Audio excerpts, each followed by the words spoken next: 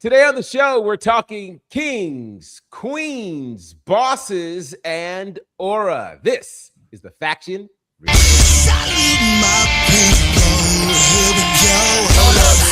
Stop. Nah, wait a minute.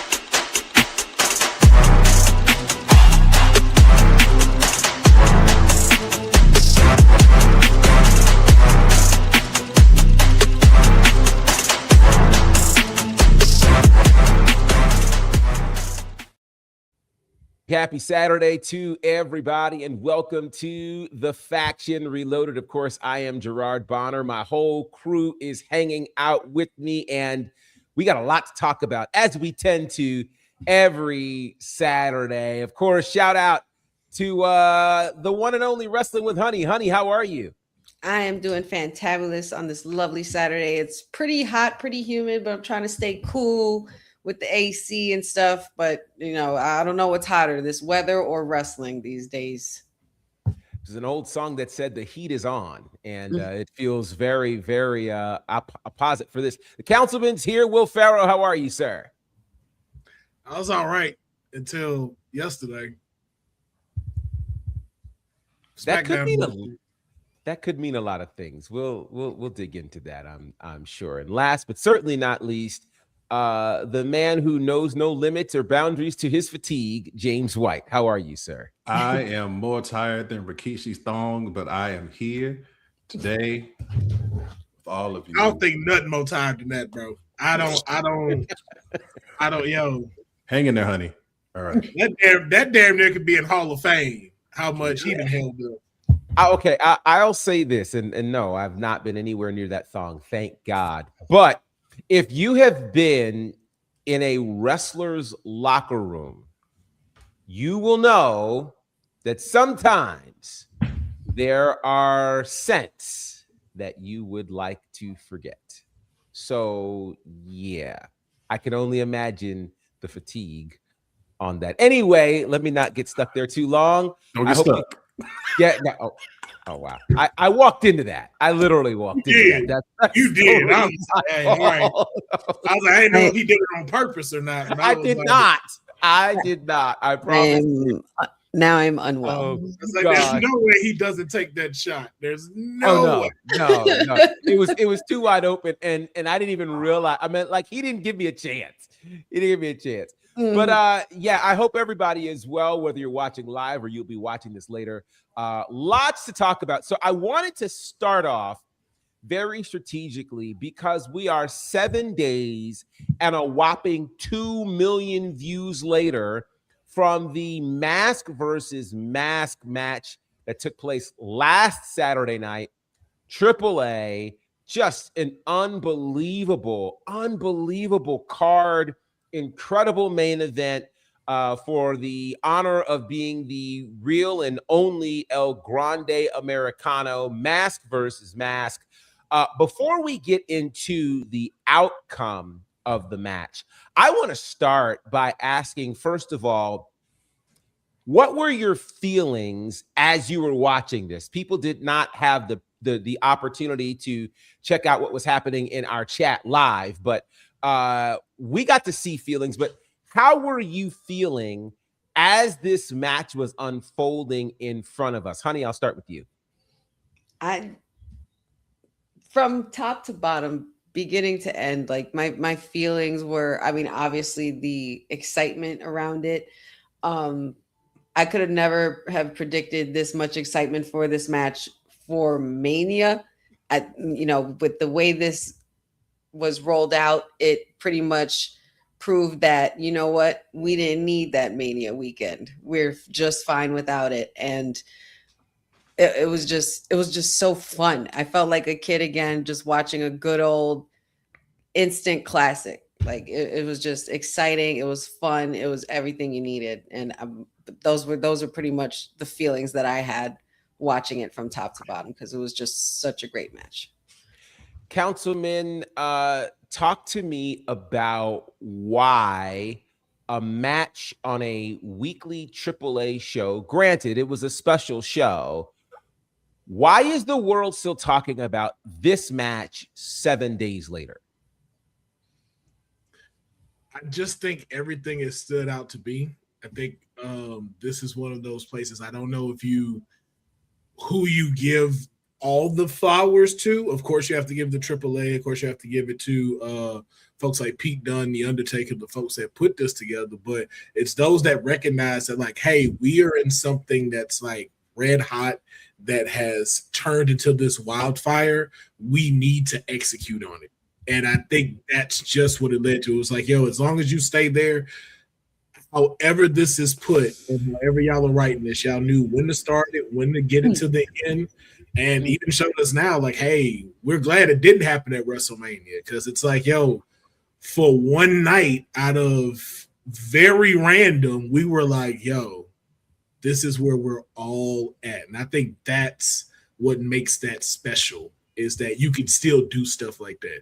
Like, like I've seen AEW do like special shows of their like Collision or their Dynamite, but to see this happen and then just to see how everything came out, it was just no notes. Like, if you told me like, how could you make this better? I'd have been like, y'all should have put it on every channel around the world on cable, like all of them. Like when y'all did Reagan's funeral, like all of them. Like, you know what? No Love Island tonight. No Love Island. Mad versus Mad. I even heard Jesus' cousin tuned in to watch this. That's how big this was. Like if you wasn't here to witness this, it's like Haley's comment. Where were you? James, for you, I mean, like you've had an opportunity to obviously see quite a bit of this. Why was this so special, and what can the 2026 wrestling fan and member of the wrestling community learn from what happened last Saturday night? I think it was special because as soon as you turn on the television to see this presentation, everything about it felt like everybody wanted to be there. Like it was the crowd, the way the announcers talked about it, the angles that they took to show it. There's something special about AAA. Now, AAA was punch drunk for years, and just operating on a very drug-induced level. Well, the product was down, but the passion was always there, right? Mm-hmm. So you've got to give them like quality in the ring. Y'all know they were putting on some stuff. Like, what is happening here? Like, it was some wild arrows that AAA had. Yeah, Casamigos on a pole match. Like, what is happening? Like, anyway. What you mean the midget is on the pole? Doing like, what? And why are you showing this? Yeah, what do they get it if they win? Yes. What is this? Is he a prize like you get at the fair? Yeah. Like, do you win him? Like what? Like what's going on? Whose mom is this in the corner at the top of the turnbuckle? It was some wild stuff, and wow. I think the reason why the Mexican people have embraced this is because it's really brought lucha back to it. And even though this was an American wrestler versus a German wrestler, they respect the culture, and everything about it respects the culture. It did not look like WWE. It looked like AAA, and it felt like we were watching AAA in the 90s or AAA in the 80s. And the crowd, listen, there are a few crowds that were hotter than that crowd right there. We watch this at night. My wife usually goes to sleep around 8:45, 9 o'clock. I said, babe, you got to check this out. And she's like, what is this? And I only told her the backdrop of how we got to the thing. And she watched the entire thing. So for someone who doesn't even care about wrestling, you can watch that and get engulfed into the theatrics, the drama, the passion. They wrestled their butts off. We said this last week that they were going to do that. The in-ring was going to deliver. But everything about it, everybody was all in for the same purpose. And when you get that in anything, let alone wrestling, you're going to get magic. Yeah, it was nothing short of magic. I mean, again, you watch this and it felt it felt as big can get. And I think everybody on the card was very aware that the eyes of the world were watching. So they put on. Every title match was just like, whoa. I mean, you know, whether it was the War Raiders winning tag team gold, or, you know, for those who had not been watching and they hadn't seen Omos impacts what this Latin American championship match looks like, you know, and Vikingo wins. And then, of course, it starts off with ridiculous stuff with Rey Fenix and now the former cruiserweight champion Laredo Kid. I mean, like, it was just an unbelievable card. And to think that for a Night of Champions, a non-title match is the main event and the draw. And the people are all over it. I mean, from the way that they entered the arena, not even the arena, but like when they were first getting there and the crowds were going crazy, throwing things at the original El Grande, and, you know, and even that, and this is the wild part. The wild part to me was to get to the end and, you know, to fully follow the Lucha Libre tradition in a mask versus mask situation, where now you have to not only unmask, but now you have to tell all your business. You have to tell your birth name. You have to tell when you were born, where you were born. You have to run down your legal resume. And, you know, for Chad Gable's family to be in the ring, and I mean, I don't know if anybody else felt this way, but in watching it, I really wondered, like, who is the original El Grande Americano? I didn't know. And so JBL just embodied how I felt. Like, oh my God, it's Chad Gable.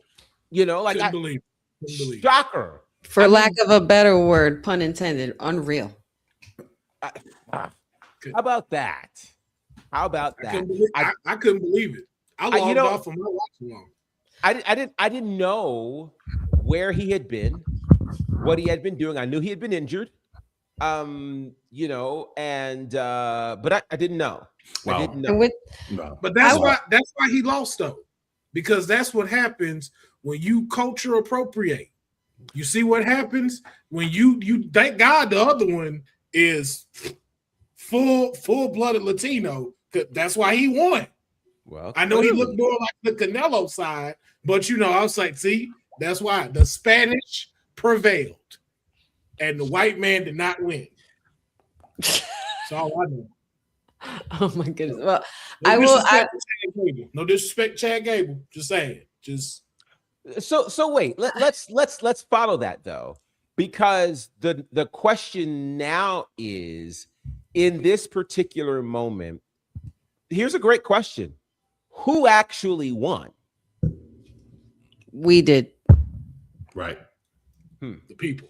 We did. And I think that to answer the first question initially in regards to what about this match made it so special and so great, I really feel like, obviously, the commitment, the commitment to the mask, the commitment to the culture, the commitment to fully immersing themselves in this character, whether it be Chad Gable or the other guy.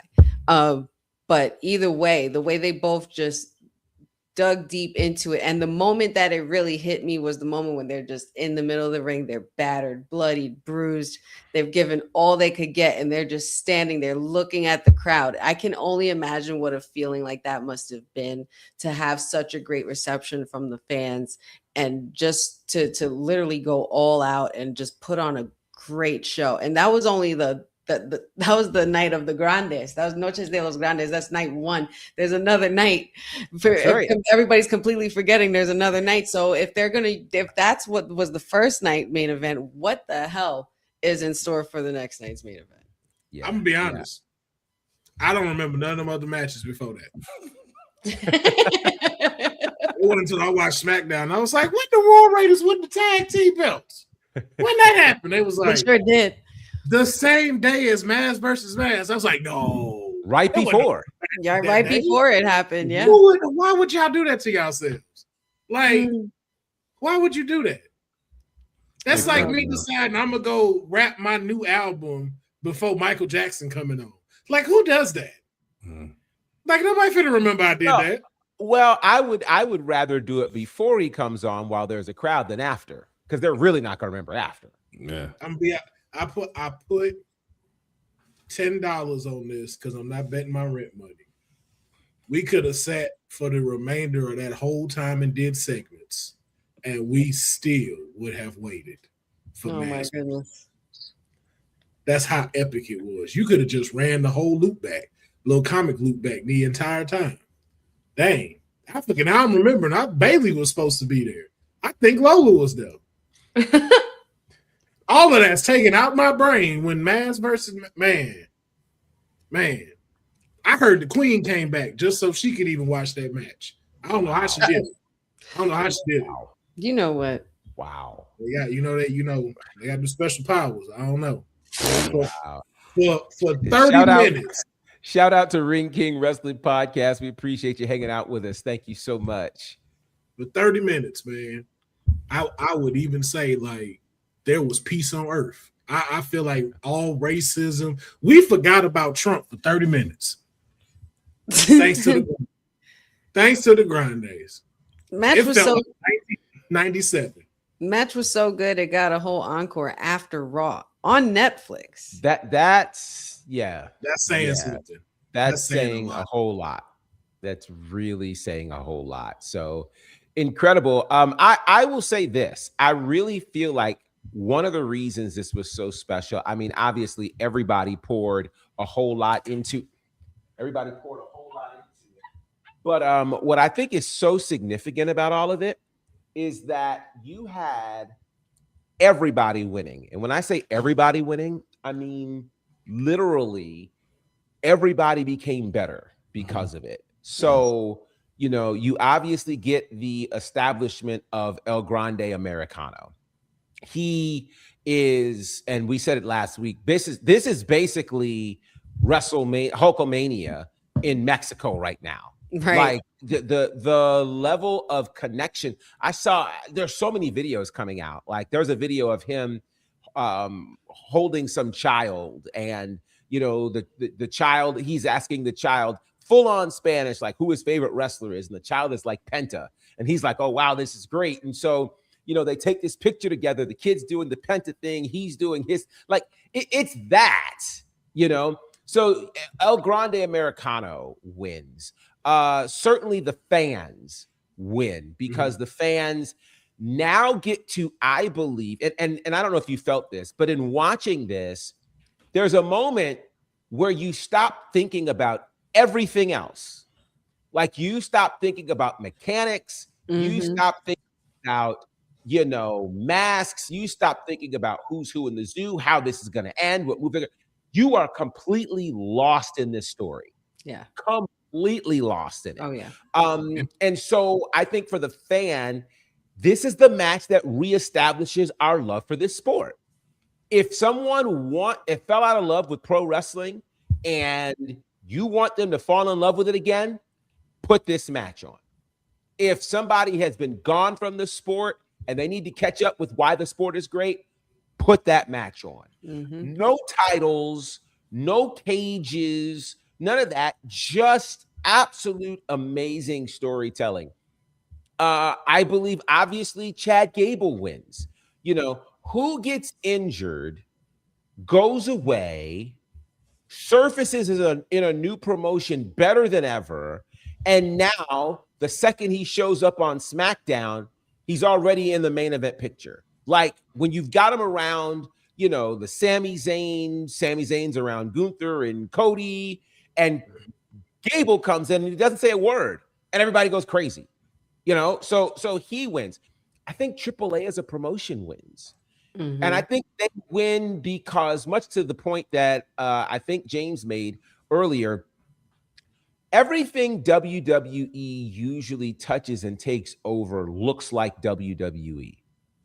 The only thing that WWE has done for this product in terms of putting their impression on it is they've added the camera and a bit of the glitz. But AAA is still AAA. I mean, there are so if you don't believe that WWE didn't put their hands on this, look at some of the elements in this match.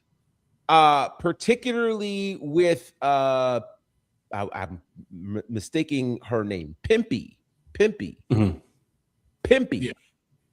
Pimpy doesn't show up in WWE. No. They will not touch that with a 10-foot pole. No, but no. in AAA, absolutely. Yeah. Pimpy's a legend, you know.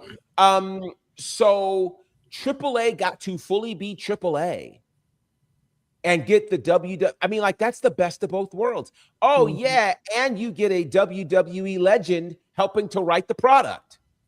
Mhm. And somehow it looks better than what we're seeing on Raw and SmackDown. No biggie. So, No biggie. Just the Hall of Famer, Mean Mark Calloway, Kay the Undertaker. No biggie. you know what? I mean, not only that, you got other people who are producers that have And Pete Dunne. years of And we- experience in all different parts around the world, like a Pete Dunne, who knows what each and every different version of wrestling and how it should go.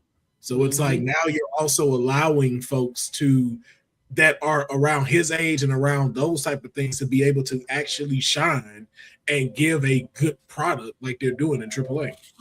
I'll tell you what else is amazing that I don't know that I necessarily realized until last Saturday. How many people who we haven't seen on television are now behind the scenes at AAA? Like Pete Dunne, the bruiserweight. Haven't seen him in ages.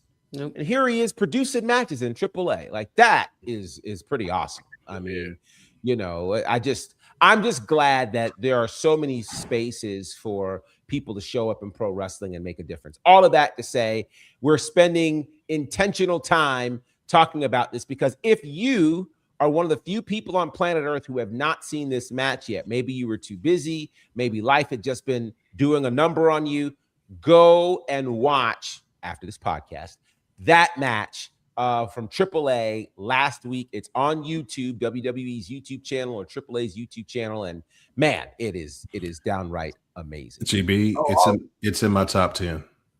Yeah. Also, Top 10 of the year or ever. Ever. Yeah. I also have it on my YouTube channel with all of the parts when Rey Mysterio talks bleeped out. So you can now it's 10-star match all the way through. It's not, riddled with deadbeat dirtiness all over it. I do it for the people. I'm doing it for the people. Okay. That's the only thing I say. If you be like, what was wrong with this match? Every time that deadbeat talk, it's like, can he just watch the match? Can he commentate in silence? Like, I heard that's a thing somewhere. Wow. Commentate in silence is crazy. Commentate. Yeah, like I heard the monks do it real well. Like when they be having they wrestling matches, they just. But it says everything you need to know. Everything. Silence is golden.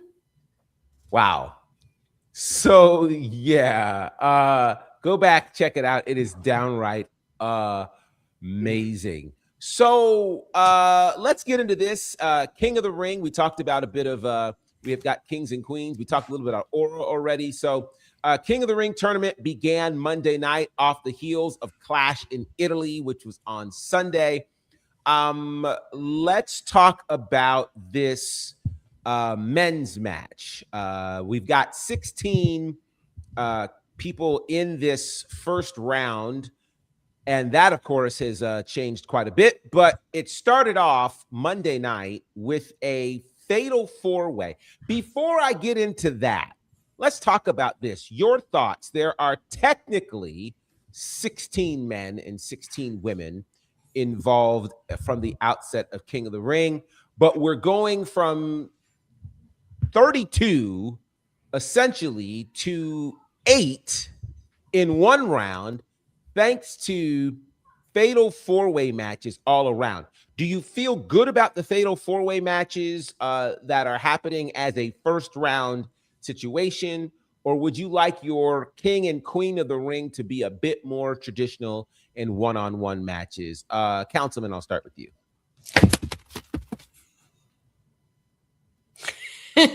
Wait, which one does the nah go to? I don't like the fatal 4-way, man. I don't like it. Okay. I don't like it. I don't like it. When I saw the bracket, I was like, now this has got to be the greatest King of the Ring tournament I have seen in the last 10 years. I was like, yo, they literally just went to WWE 2K and was just like, yo, make this. And I was like, dope. Then, of course, the faction killer, Honey herself, had to let me know it's fatal 4-ways. And I'm just like, it's like when you meet a chick at the club and you like, she bad, but your homegirl done told you like, it's the light she under, proceed with caution, and you don't proceed with caution. Now you got to figure out how to get Beowulf back home because you didn't listen to your friend. That's how these tournaments feel. Like, why would we have a match with Solo Sikoa, Penta, and y'all put them against my client like they was about to win? That's not fair. That's like all the work Carmelo Hayes been doing. Like, come on, man. We had enough time to do one-on-one matches before we got to Night of Champions. But you know why they didn't do it? Segments. Can't get rid of the segments, man. We got to at least have 17 segments. We need more segments. We need more segments, actually. I heard SmackDown going back 3 hours because there were not enough segments in this 2 hours that passed this past Friday. Yeah, apparently that's why they're extending it to July for 3 hours until July, apparently. But more and more segments. Wow. So, Honey, fatal 4-way first round, yay or nah? I mean, but no matter the answer, no matter what I do, it's not going to change a damn thing. I mean, I am a lover of all things traditional when it comes to WWE, especially when it comes to the King of the Ring and Queen of the Ring. But I understand that's a lot going on, and they're traveling overseas in the midst of that and bringing back house shows and all of that, so everybody can't wrestle 2 to 3 times in a night. The way they made them do so in the 90s. But here we are, and I was really excited, like Will. Then I found out they were fatal 4-ways, and I'm just like, oh well, that's interesting, I guess. But here we are. Oh, what are you doing? Hey, there he is. Oh, big man. We got the visitor. There's a champ. Are you at least gonna say hi? No, you're just gonna. He was like, I looked at y'all. That was high. My goodness. Y'all didn't catch my gaze when I hit y'all. I'm out. That's so big. You got so big. Holy cow. I got stuff to do, man. I got toys to sell. I got products to move. Like, hey. Products. This guy. Yeah. Crazy though. Yeah. So let me ask you. It's thrown off. Yeah. Completely thrown off. Let me ask you this though, James. Now that we've gotten these fatal 4-ways in, and we've already had 2, do you? And that's the left-hand side of the bracket. Let's try to get some predictions on the right-hand side of the bracket. So there are 2 fatal 4-ways left. The first has, this is like insane, Seth Rollins, Javon Evans, Tala Tonga, and Ricky Saints. And then the second one has Jey Uso, LA Knight, Royce Keys, and Finn Balor. Who from those 8 do you see going into the semifinals? I think it would be weird to bring Finn to SmackDown, and then in his first match on SmackDown, he loses in a 4-way. I think that would be really weird to do. What if he don't eat the pin? It still would be weird to do. Like, I think Finn is one of those where his name should have some kind of credence to it, I I would choose him to win. I don't think Royce Keys advancing to the next round. I don't think we're here for that, especially since he just lost cleanly to Tala Tonga. Probably doesn't make any sense for that to happen. Tala Tonga is such a cheap name. I refuse to call him that.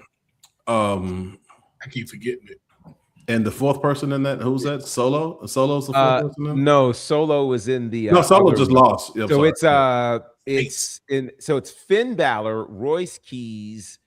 Oh wait, so you mix the two matches. So I'm sorry. They all one match on the top match, you've got Seth Rollins, Javon Evans, Tala Tonga, and Ricky Saints. Okay, that's Seth.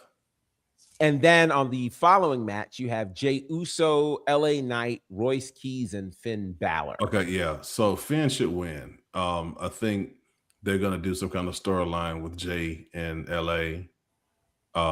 Finn should win that, and then we're gonna get to Seth Rollins winning this whole thing.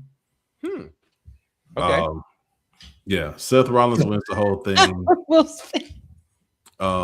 Yeah, we're not talking about what I like. We're talking about what's going to happen. And they got to get a payoff. All right. You can hold up this envelope, which is going to turn colors by June of next year if you still have it. It'll be beige at that point. But I've had this for 2 years. That's amazing. The penmanship. It'll be Seth because they're gonna want to pay off this Seth versus Roman situation at SummerSlam, and this gets you to it. All right, so the easy thing to do right now is to do these 4 ways and get the matches out of the way and continue storylines. So therefore, you don't have people eating clean pins, and there's only so many interferences you can do, right? Right. So let's do these in a 4-way, which is non-DQ matches, and anything can happen in them. Let's keep our people strong that we want to keep strong out of it and go from there. So I think it's going to be Seth and Finn, who you can just say at any point, you could just turn around and say, hey, Seth, Finn, go wrestle. And they will put on a show because those are 2 of the best to ever do it in the ring. And then on the other side, you get to have my dog, Obafemi, and we know what's going to happen in that situation. First of all, let's back up, okay? Because if you're going to do a 4-way, do a 4-way like that. My man came out. Superb entrance. Them young men did not deserve that. Them young men. They sort of kind of didn't, though. I told my client when he got to the back, I'm like, you'd have to do them boys like that. How you throw him out the ring and then finish your entrance? I'm like, what kind of shit is that? He's like, I wasn't done yet. Because I ain't finished. Because I get paid. Ain't nobody supposed to be in the ring when I do it. Listen, I get paid by the minute. All right, we're gonna get this interest here. That's what's gonna happen. All right, we're gonna run this, and then at the end, this is beautiful because you get all of them. Everybody got their stuff in the match. Penta gets his stuff in. You know, Solo plays his role very well. Plays that big heel role. Melo gets his stuff in. You can tell there's high talent, and then Oba comes up. He drops Tala Tonga. He smacks the daylights out of Melo. he drops him. Melo already light skinned, bro. We don't need to be dropping him down a couple more U's. Smack the daylights out of him. Then he puts Tala through a table, and then he does his finisher on Solo. And now all the stench of the loss of the clash in Italy is gone. The aura has been restored, and that was the goal. What stench? What stench? People who did not want him to lose to Brock Lesnar clean, now all of a sudden we're not talking about that anymore. You saw more viral videos of Oba's entrance than you did anything about Clash in Italy. Because we wasn't talking about it was a loss. That man took 7 F5s. Yes. Who you know in the history of Brock? Of life. Of life. Yes. You know the last time he F5 7 people when he fought Goliath after Moses threw that rock and it didn't work with David. Moses threw the rock. Then all of a sudden, here come Brock Lesnar, dressed like Ezekiel, and then fucking F5 and a whole Goliath. That was the last time he ever had to do that. Oba ain't moved nothing that night. This dude did the Bible on Cliff Notes. This is amazing. While we do that, shout out to Lovely and to Grandma. Grandma, we love you. You are awesome. You are awesome. Absolutely. Wait. No, Lovely. No. Don't write something you're not here when you need to be here to defend yourself. Yeah, you talked all that shit about a certain person we gonna talk about. Now you shout out to Il Fam from Black Wrestling Podcast. Much love to you, good brother. Man, that was funny. That was funny. Yeah. So, all right. So since you took us there, James, let me ask predictions on who wins the men's. Well, obviously it's the men's. Who rings King of the Ring? Well, I said Seth. So yeah. Since you said that, what are your thoughts on that, honey? Yeah. I mean, King Seth sounds really good on paper, but there's a really good argument for Dirty Dom, King Dirty Dom. I don't know, man. I feel like either one could happen. I wouldn't be mad at either of them, but I feel Dom's gonna get away with that win somehow. Question to you, honey. Do you right now see Dominic Mysterio in a world championship match at SummerSlam? Not more than Seth, not over Seth. Not while Seth is still there. If he beats Seth, then obviously, yeah. Like, Will, who's winning King of the Ring? I can't believe I don't know who this honey is when she on the faction. She act real different. Let me tell you why the scumbag era begins. Continues, you mean? The scumbag era is coming. When I tell you, it is chicken tendies and championships for the rest of 2026. Okay, how dare not? Matter of fact, Professor did not say that. Just the people on this side, you were excluded from this, Professor. Wow. How dare y'all don't think the greatest luchador, the king of the luchadors, is not a sellout SummerSlam ticket event? That's the best damn Mysterio we got. That's why that deadbeat won't retire, because he just don't want to give up the crown that's already should be given up. This man has exceeded what you have ever done in his life. My man Dominic Mysterio brought AAA to all of us and is still the champ.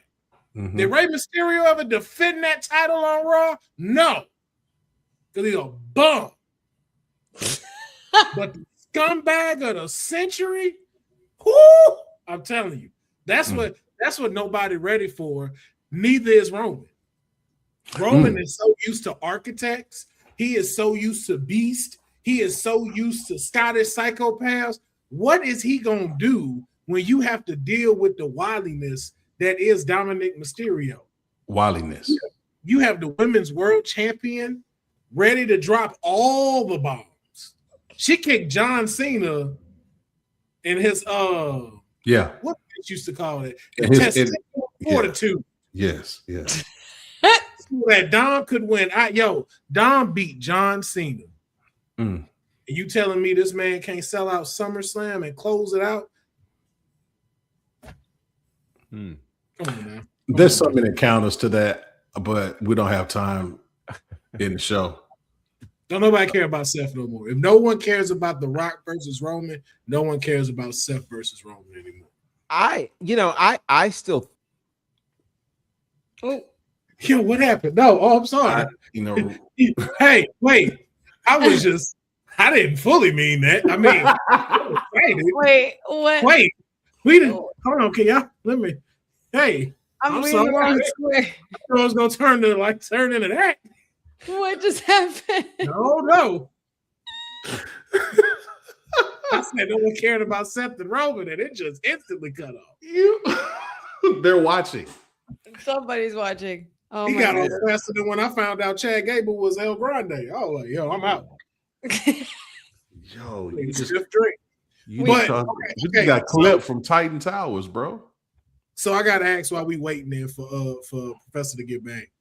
Thoughts on the other fatal four-way that we saw take place this past Friday with Mysterio, Breaker, Williams, and Priest. How are we feeling that the King Trick predictions have been stomped out? Kind of sad, kind of sad. There he is, but I am kind of sad about that. Yeah. So Professor, I was asking them while you was gone, how do you feel about us now not getting the King Trick Williams and the coronation from Booker T and Queen Sharmell? Like, all of that prediction is now out the window. Did we miss that opportunity, or do you think that the other folks that are remaining deserve King of the Ring or need King of the Ring a little bit more? You know, this one's hard. I feel like, first of all, that match was just a weird pairing. First of all four of them have championship belts, so that's strange in and of itself. Two of them are tag team champions, but one is a former world champion and the other is a future world champion. And then you have the US champion who's also a future world champion. And then you have the current champion of AAA. Like, that's a lot happening in there. I did not expect Dominic to win that. And so I do think here's the problem when you have literally 16 all-stars in 4 fatal 4-way matches. You miss a lot of potential. I would have enjoyed at least Trick going to the next round. Right. At least let's start the process of us really being able to think and feel like, wow, this could happen. Yep. I don't know why we didn't pull that particular trigger, but I think this is, and this is certainly not being a dead horse, but I think that against the context of what happened last week is why we don't get more of what happened last week. Last week, of course, being the battle of the Grande Americanos, is there's not enough commitment to the lengthy storyline that would allow things to cook so that something that seemingly starts as a joke turns into a main event. We didn't even get out the gate with the idea of King Trick. And I think that's unfortunate. Now, the good thing is, you know, Trick's got some time. But I think that King Trick, and here's the thing, I honestly think King Trick could probably wait another year at least, because you don't want to, and I feel like AEW kind of has this particular problem. If someone has a title, they don't need a second accolade on top of that because both of them can't be equal in terms of importance. So having him as King Trick, now going for the world title at SummerSlam while you're freshly the US champion, could be too much right now. So I'm not totally upset at that idea, but I would have liked it teased by him getting to the second round, and we would have done that without a fatal 4-way. Now, I think I think the match served a bit of a purpose with reestablishing Dom too, because we haven't seen him. And the last time we saw him in an actual wrestling match of significance was WrestleMania, basically, and he lost. And he lost cleanly. So if that Triple Mania, which is going to be a big show, and obviously WWE is taking AAA seriously, if Triple Mania is going to be a big show, then we need to make sure that that AAA champion has some wins under his belt, you know, and that people see him as a winner. Even if he doesn't win this King of the Ring, at least going deep into it. If he was out in the first round, then that shoots the credence and credibility of that whole brand if he's not there. So I think it was very important to have him win and have him win over some names as well. He didn't, you know, just beat anybody. That he beat a match full of champs, And so now you have Chris. So I think the way they're booking it is based on who do we want coming out looking a certain way, and what's the best way to do it. You want Oba to look a certain way.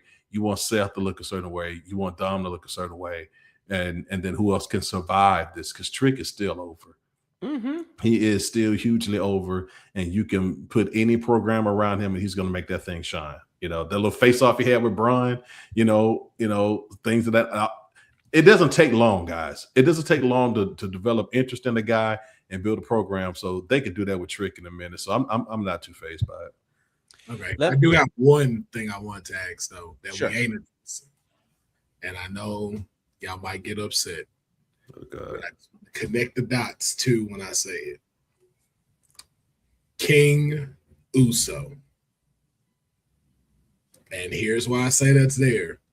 Roman has lit another fire in him to go after a title.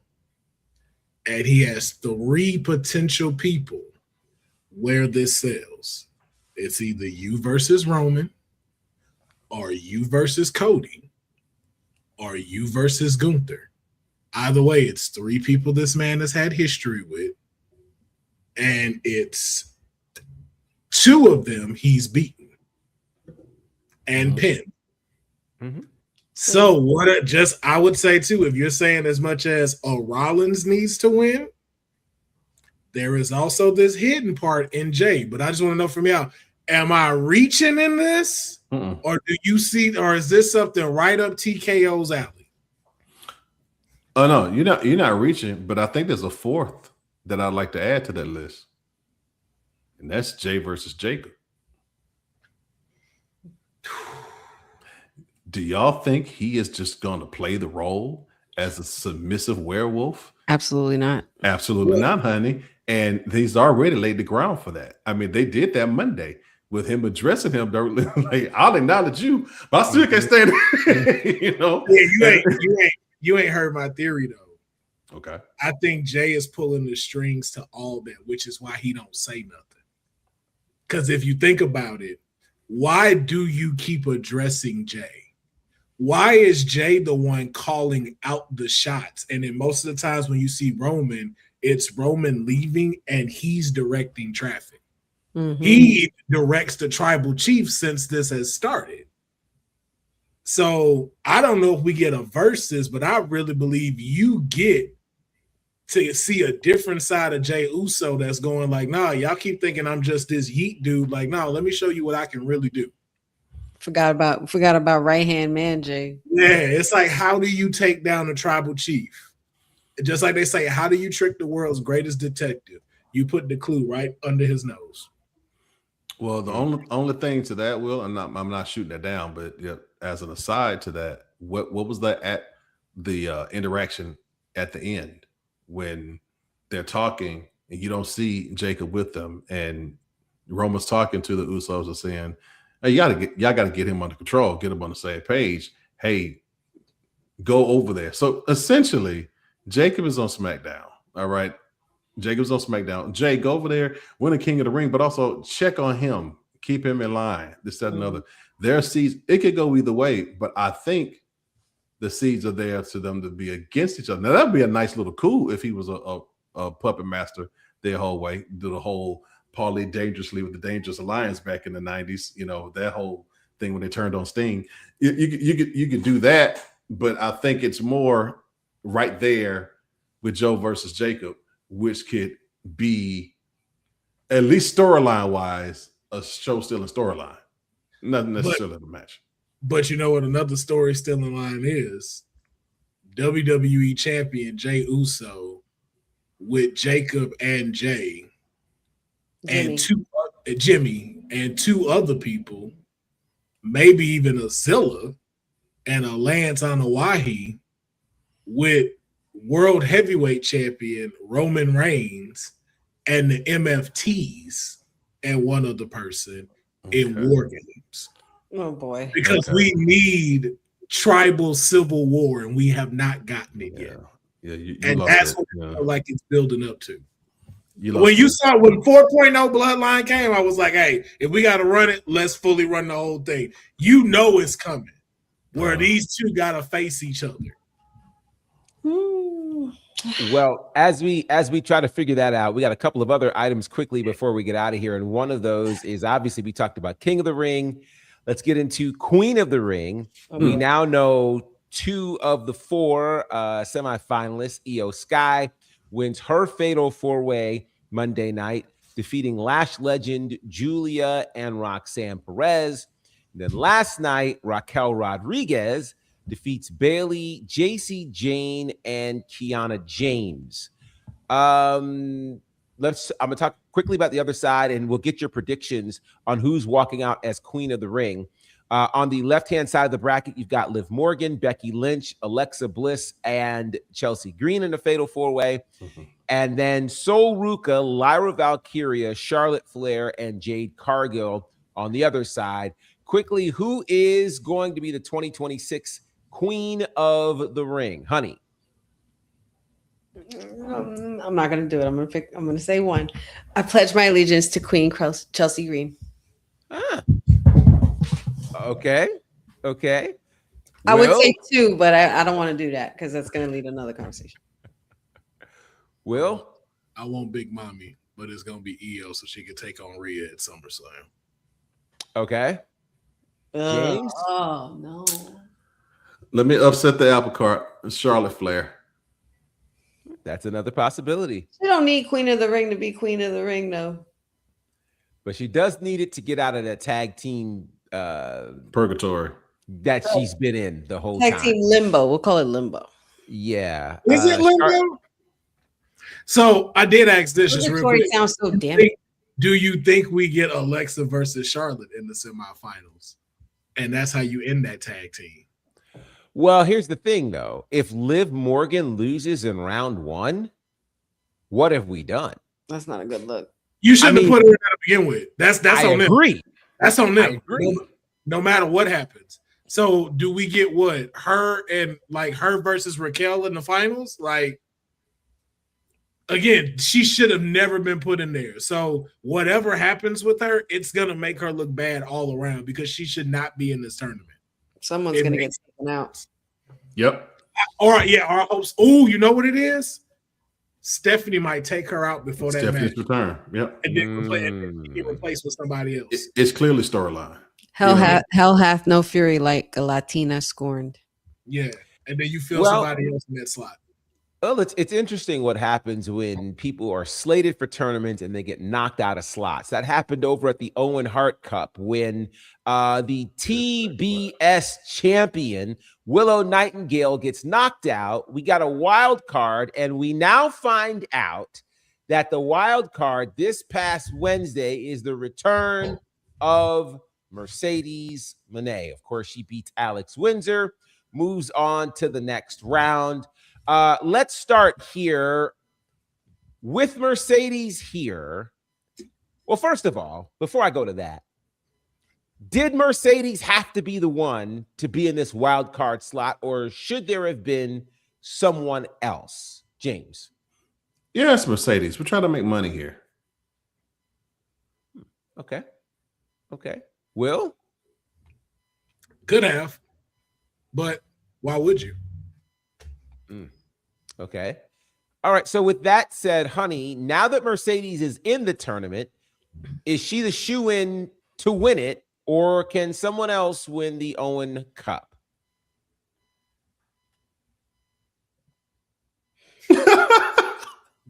Yo, when I tell you the disdain she got from Mercedes. I feel like I'm being set up, but it's okay. No. No, I'm kidding.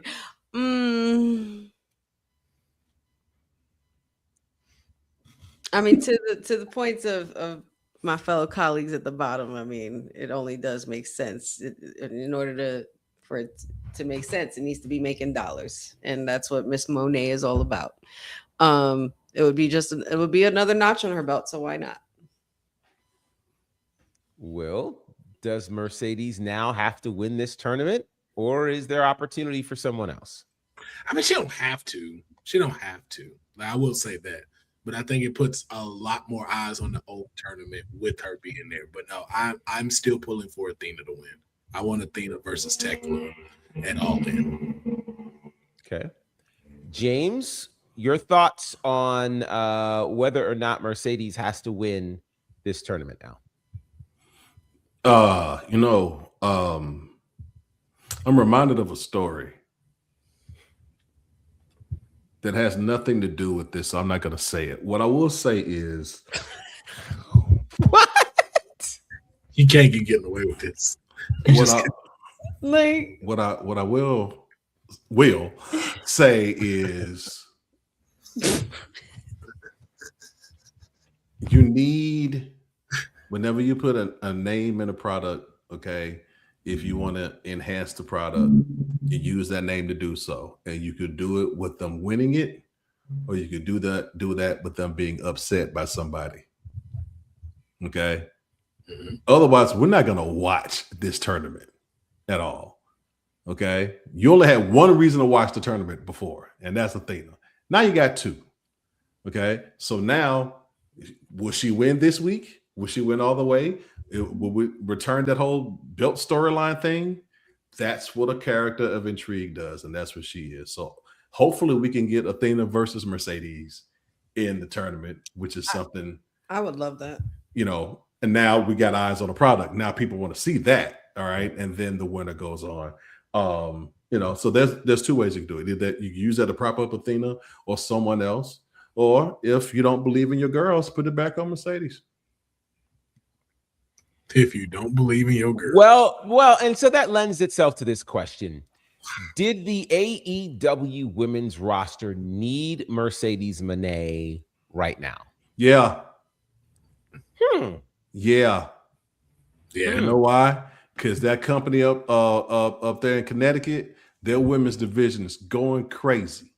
Okay?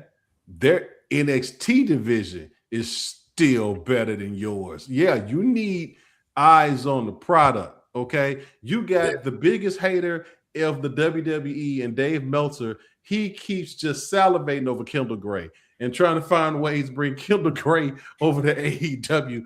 That's how bad your women are right now. He's saying that somebody who just got into pro wrestling is better than everybody on the roster.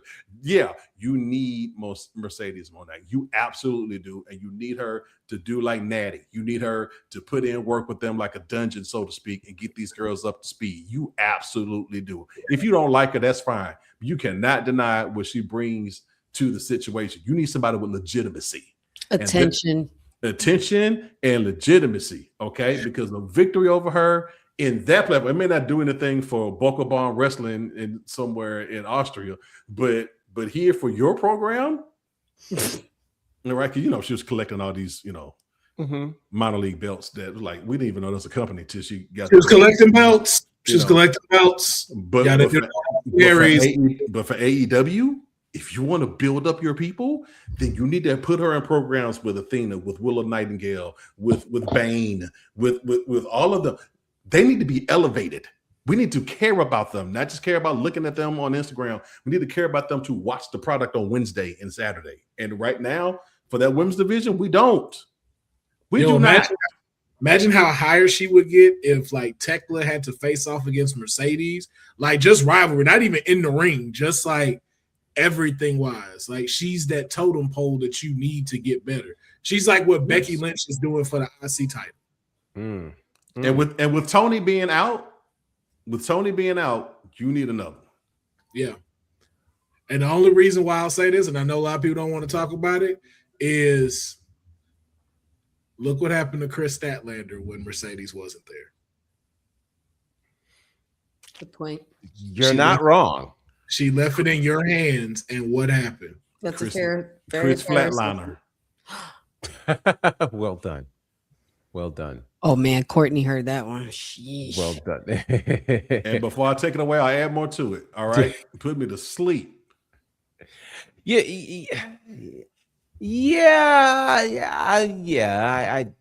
It's interesting, right? Like I think for me, I've been measuring AEW's women's division by a slightly different measurement. And I think that measurement has been how many people on that women's division am I actually interested in seeing?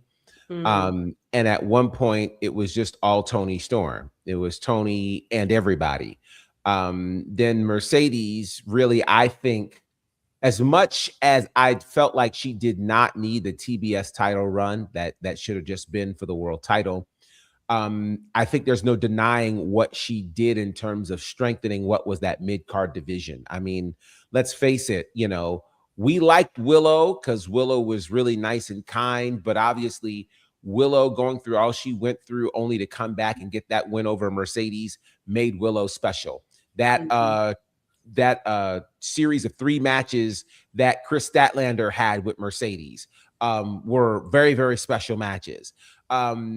Mercedes, whether we like it or not, did an awful lot to strengthen that mid-card division. And I think what is concerning is when you take out a Mercedes and you take out a Toni Storm, what does it do for the people that they worked with? Now, it's interesting. It says to me, for one, that Tekla was always a star because Tekla didn't really need either of them. I mean, she took the title the way she took the title, but she stands and has gotten a lot better as the women's champion, as opposed to a Chris Statlander who wins the title and nobody cared. Like, how do you beat Toni Storm and nobody cares? Like that. You didn't have a great villain. If you look at the women's division, who's your top villains? But on top of that, though, on top of being having to have a great villain, you also need to be a great hero. This is the problem. Look at Cody. I know people don't like to talk about Cody, but when you watched Cody beat Roman, everybody went crazy for that. Mm-hmm. But there was still a feeling about Cody when there was no Roman present, But for Chris Statlander, it was, let's see you overcome Mercedes, but now you're the world champion and we don't care. Like that's a problem. And to that end, if we're only really measuring them by do they have 1 star or 2 versus every single match where there's a woman we care, it's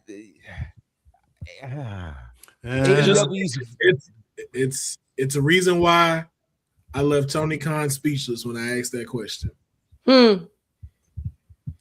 It's again, you have it there and you're just not taking notes.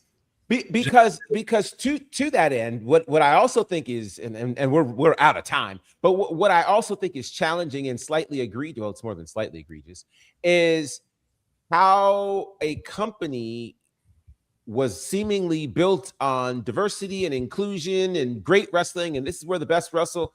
Wow. Okay, I think I may have answered my own question. This is where the best wrestle, but you don't believe in your women enough to make them the main event of any PLE. You can't be that progressive, like where you call it the men's world championship and the women's world championship, but you've not in 7 years developed a women's rivalry that you feel is worthy of main eventing a PLE. Meanwhile, I can turn on NXT at any given PLE and there'll be a women's match to start the card and a women's match to end the card, and we'll care deeply about them all. So I will say this, because I know we got to get out of here. I will say this too. There is also a bigger, grander scheme when it comes to this, because it's not only just pointing at them, but it's also pointing at the ad dollars. So what are y'all saying to these people that go, hey, I'm not ready to put in $1 million unless CM Punk is at the head of the table and not Rhea Ripley in this main event?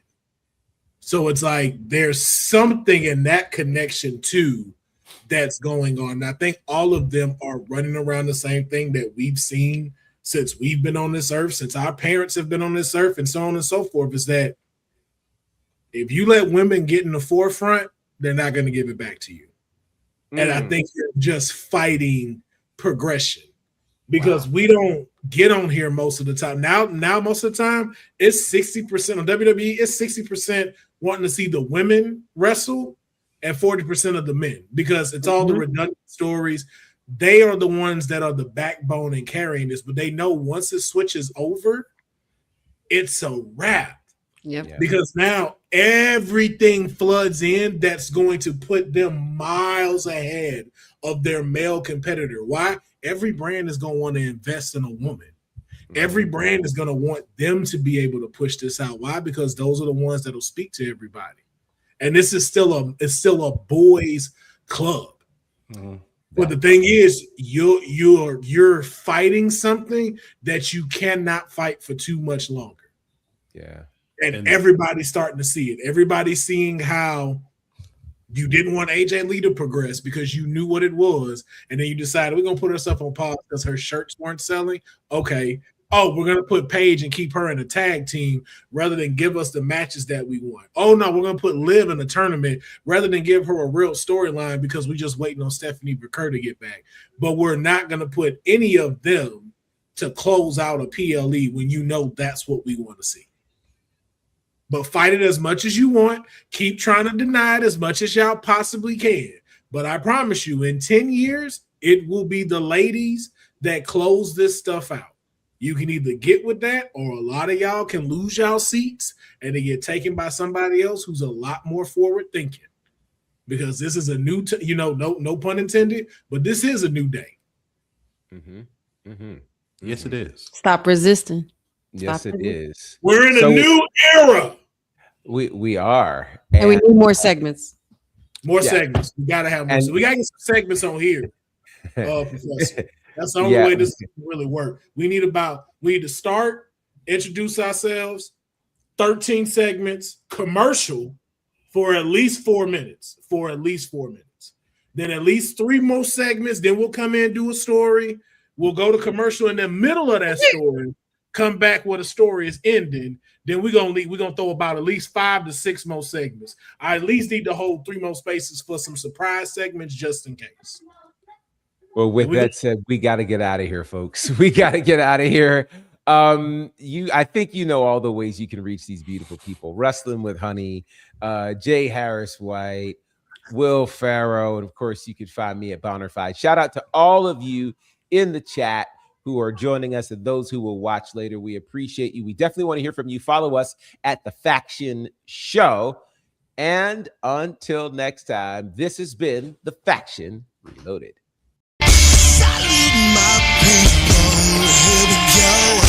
Stop. Nah, wait a minute.